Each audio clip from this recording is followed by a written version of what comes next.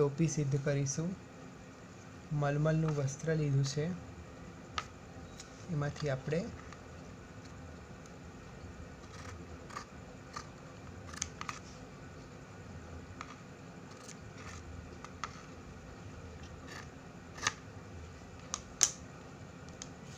हवे टोपीनुं माप केवी रीते लेवानुं छे हवे आगळ कही दऊं।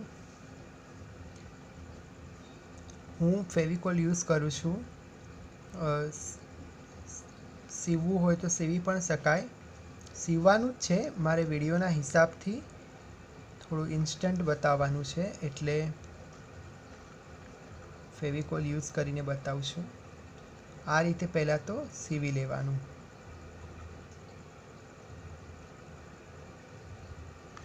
હવે આને મારે સુકાવા દેવું પડશે। હવે આ સુકાઈ ગયું છે। હવે આપણે તૂઈ લગાવી દઈએ।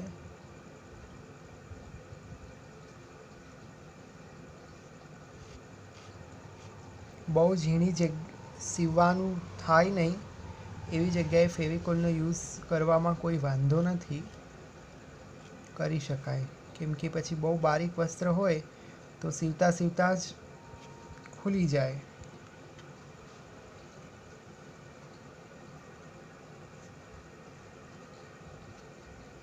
અંદરનો ભાગ હોય જે શ્રી મસ્તકમાં લાગતું હોય ત્યાં ભલે હાથથી સીવી લો, જે બહારનો ભાગ છે એમાં ફેવિકોલ યુઝ કરવામાં કોઈ જ વાંધો નથી। હવે આ ટોપી જેટલી શ્રી મસ્તકમાં રહેતી હોય એટલું રાખીને બાકીનું કટ કરી લેવાનું। દરેક ટોપી કરવા માટે આપણી પાસે એક માપ શ્રી ઠાકોરજીના મસ્તકનું હોવું બહુ જરૂરી છે, નહીં તો ટોપી બરોબર શ્રી મસ્તક પર આવશે જ નહીં।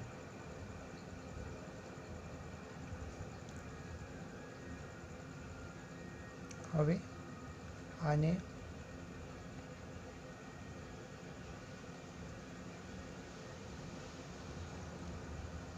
અહીં સીવી લેવાનું।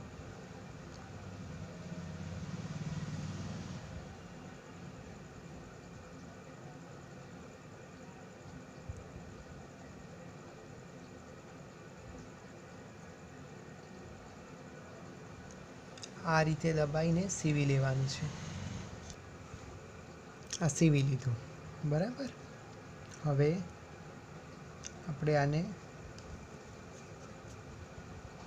ઉલટાવી દઈએ, સીધો ભાગ આગળ લાવી દઈએ।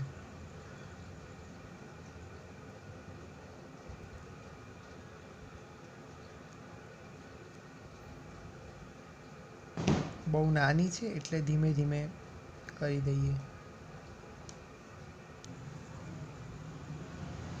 આવું થઈ જશે।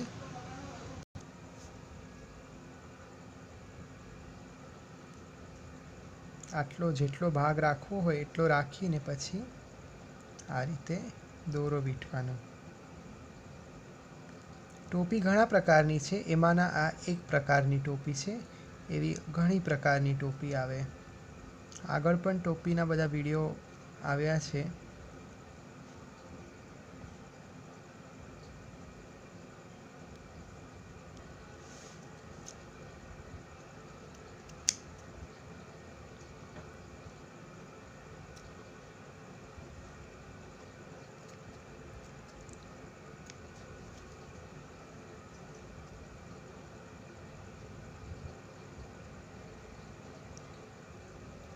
આ ટોપી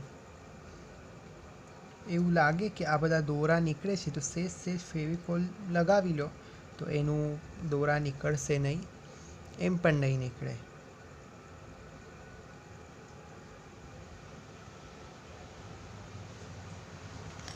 આ રીતે શ્રી મસ્તકમાં રહેશે ગોલ।